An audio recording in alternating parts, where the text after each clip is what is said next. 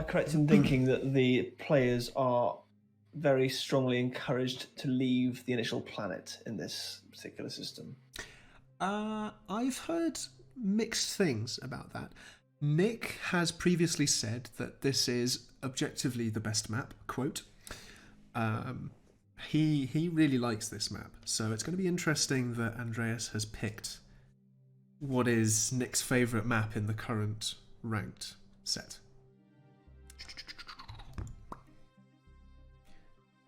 You know, it's great. You haven't got a soundboard on your PC, but you can make all the sound effects yourself. I love it. Oh man, it does need to be said, I feel like I probably should have saved my voice during that break. We didn't really use it very well, did we, in terms of... No, well, I enjoyed a little conflab. I enjoy having a little chat with you, Marshy. Ah, the feeling's mutual. Things to do. The feeling is mutual. No map edits, asks Nick. No. None. This is as it appears in ranked.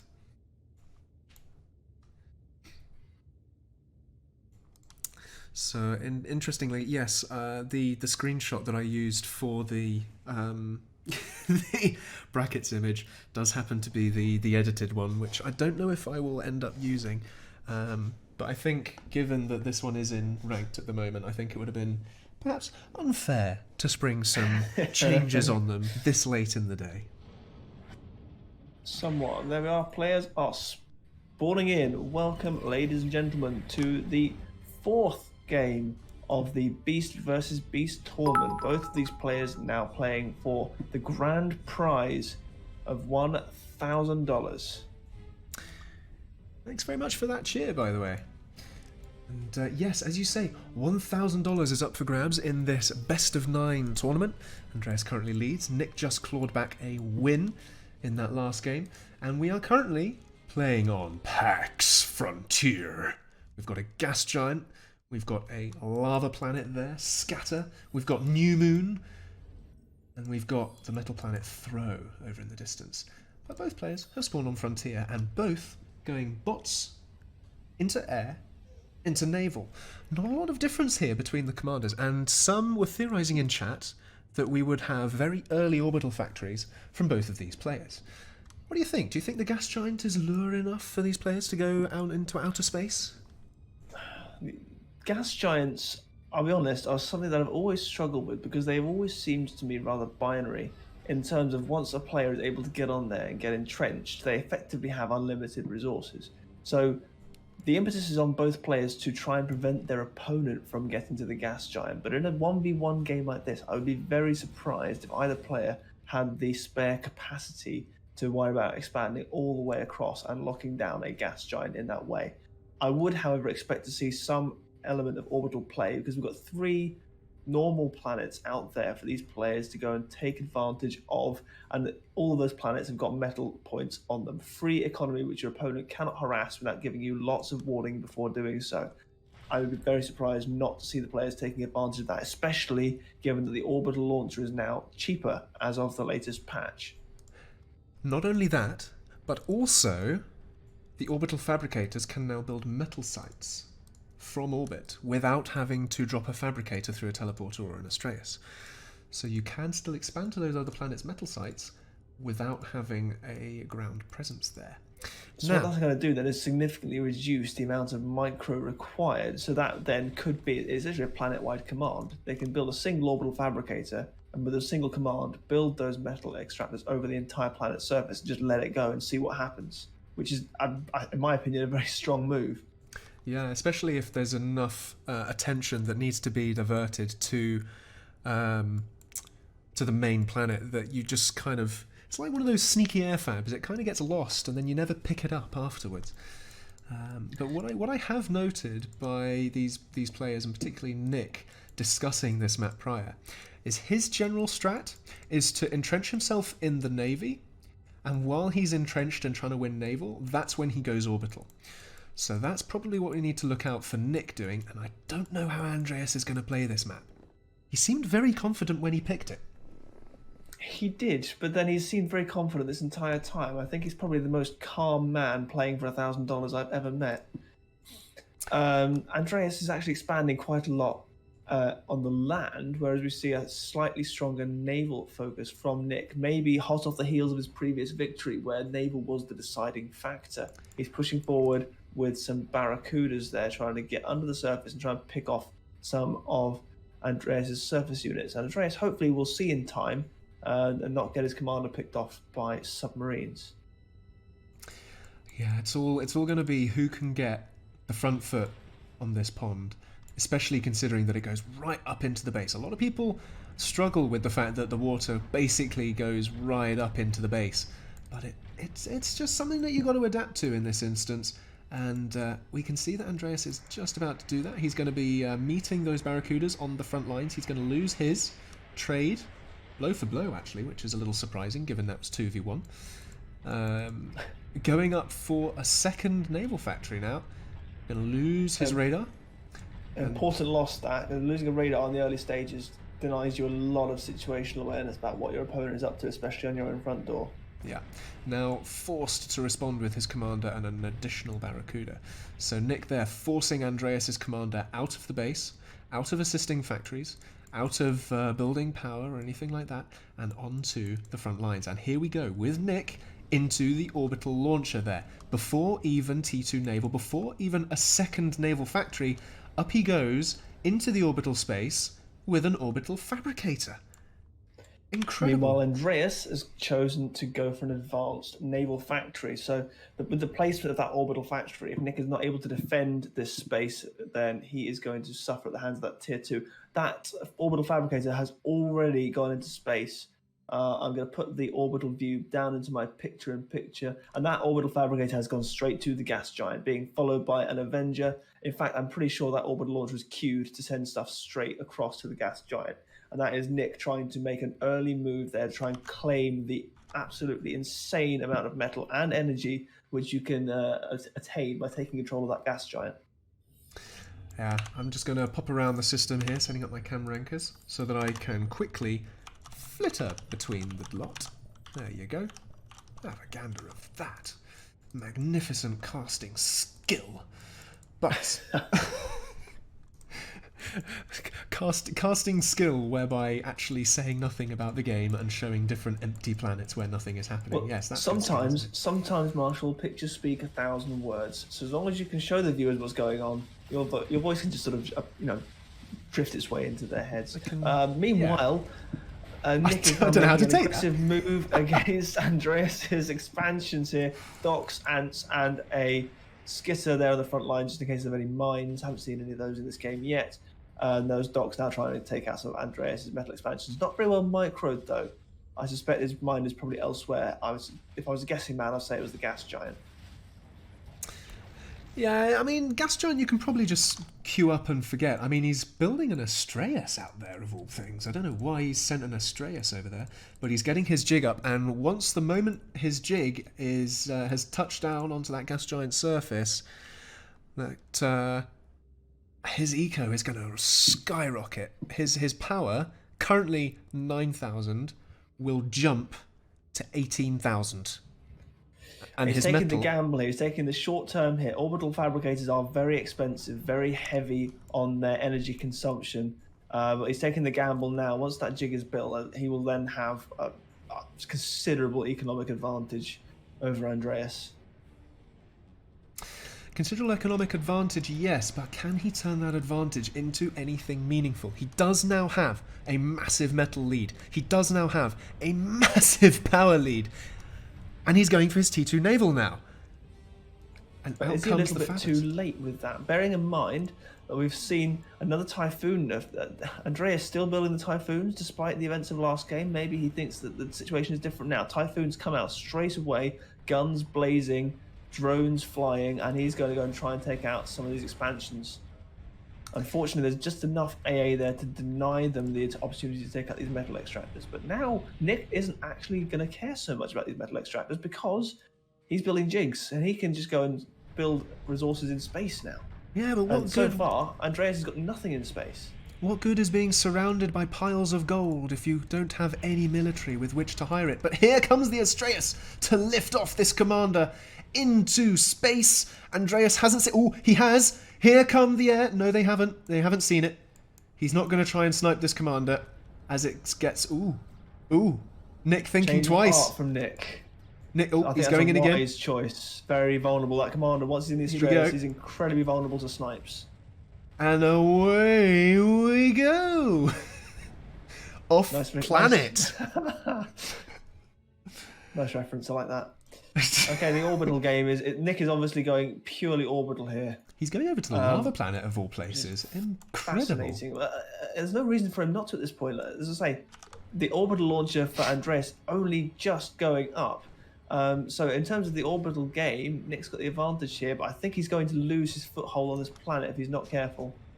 He's probably sacrificing that now that he's got his jig. It'll mean he can really just kickstart any economy on any other planets. Usually, when you leave planets early game, you don't have that economy to play with.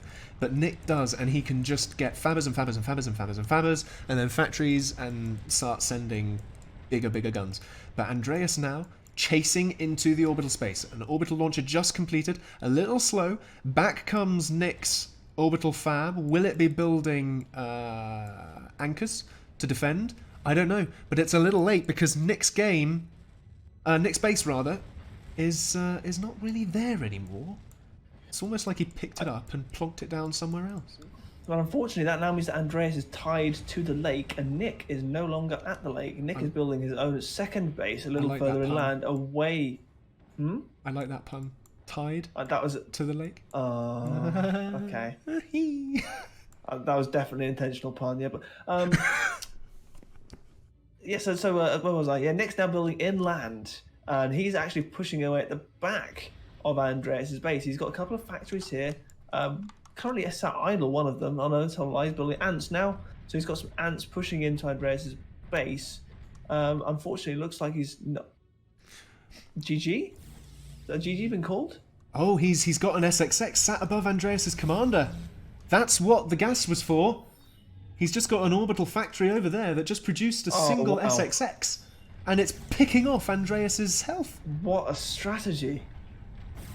And he's trying desperately to build anchors, but obviously that's not going to be able to produce enough in time to come and defend himself. Andreas There's realizing... no way this is going to work. There's no way. There's no way. And a second one comes in. An umbrella is just Surely they can not... build the anchors, or the umbrellas rather, in time. Surely they can do something about this. That's why... Two SXXs now. It was an all or nothing strat there. The GG from Andreas. Nick getting the kill there. And getting his commander off planet, knowing that his base would be totaled. Your pick, buddy. Wow. These two are going at it. Whew. Big time. I tell you what, if you just look at this gas giant, all he's done is he's built a single jig, one orbital factory over here on the gas giant, where Andreas clearly wasn't looking, thinking he was going just for the economic expansion, snuck out that SXX, and then a second one. Whoa. I'll tell you what, I would be absolutely fuming if I were Andreas right now. Shall we go and find out how he is feeling? Should we go find out how upset he is? Yeah, let's go and ask him. Gents. Guys, what Andreas, a game. Roncat has a question for you, Andreas. Yeah, go ahead. Are you as angry as I would be right now about how that went down? Nah, it's like you can only blame yourself. I should have seen the SSX, but I didn't expect it that soon. I have a confession for you. Actually, neither of the casters saw that either until it happened. So Nick was able to sneak that past you and both of us. And we both saw the GG and thought, what? There's no way he's surrendering after that. And then looked across and saw your commander in a state of peril. Yeah, well, the worst part is that I actually checked out gas, but I managed to not see that it was actually an SSX building. So it's only myself to blame there. Well, Nick, that must be something you've practiced before. The strategy, sort of, I've put it off against a bunch of Ubers, and that's the thing. If Ubers don't have their skies in orbit, then they're just going to lose to an SSX snipe. I just like teaching that lesson to people who are high up on the ladder, and what better chance to teach to Andreas than when he's fighting for $1,000, right? With that sneaky strategy, you've just pulled it back to even Stevens. You've got 2 games each now. Are you feeling a little bit better now? Dota. Like, I know that most of the rest of the maps I'm gonna just completely annihilate him. So it's just about in which order he picks them.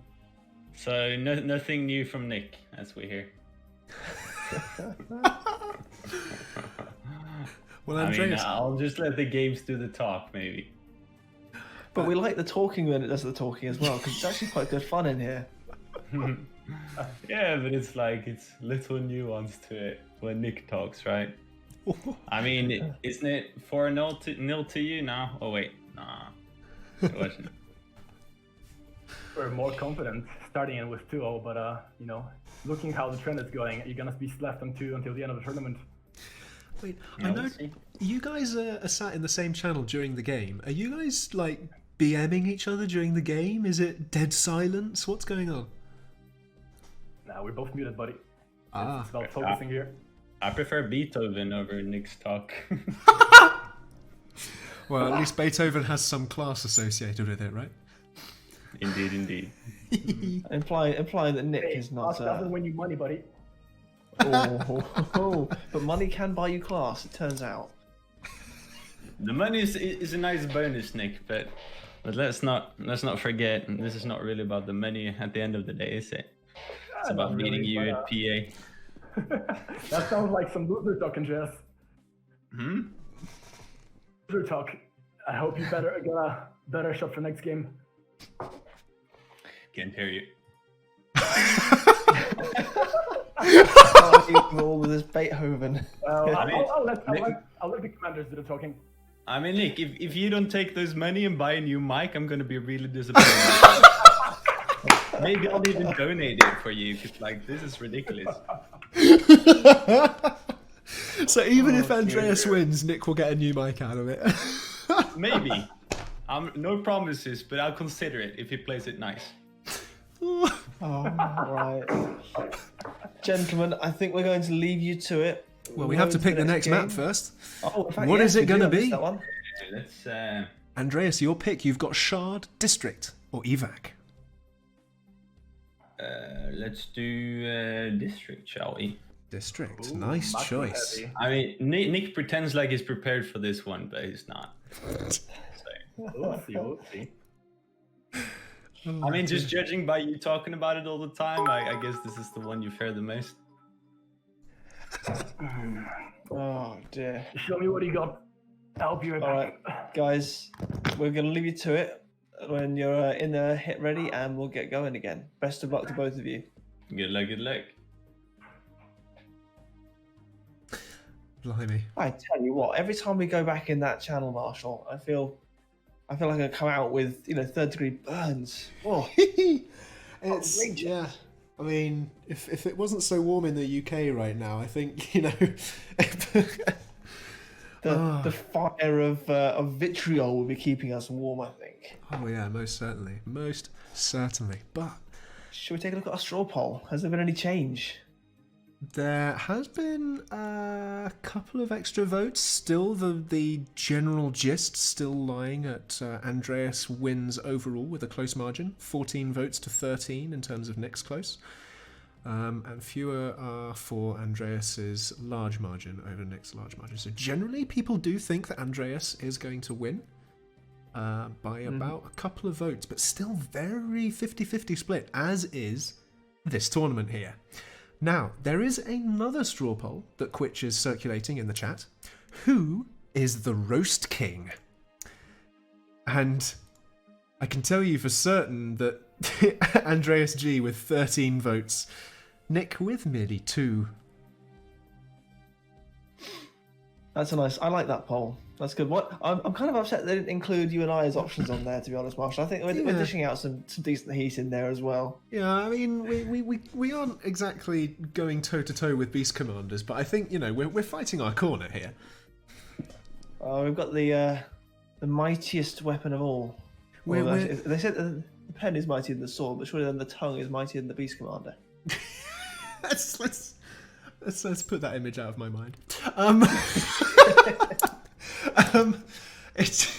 I mean, I'd like to think that if we were playing Civ right now, Andreas and Nick would be like the big Civs, and we'd be a combination of city-states and barbarians. Or rather, we're the barbarians, because we're not docile like city-states. We're just, like, annoying. Like, when we roll in, people's eyes roll. You know? Mm-hmm. We're that Well, annoying... Montezuma, you are not worthy of me. Strong words, buddy. Right, enough Civ. We're not playing Civ, we're playing PA. And guess what? Both of our players are ready. Wow. Bear with me 30 seconds while I just grab a refill on my water, because I need to lubricate. Oh, And you hold me off putting negative images in people's minds, Marshall. My goodness. Quitch has just chimed up in the chat saying the reason he didn't include us in the poll, very generous of him, is that he didn't want either of us to be shamed with 0 votes.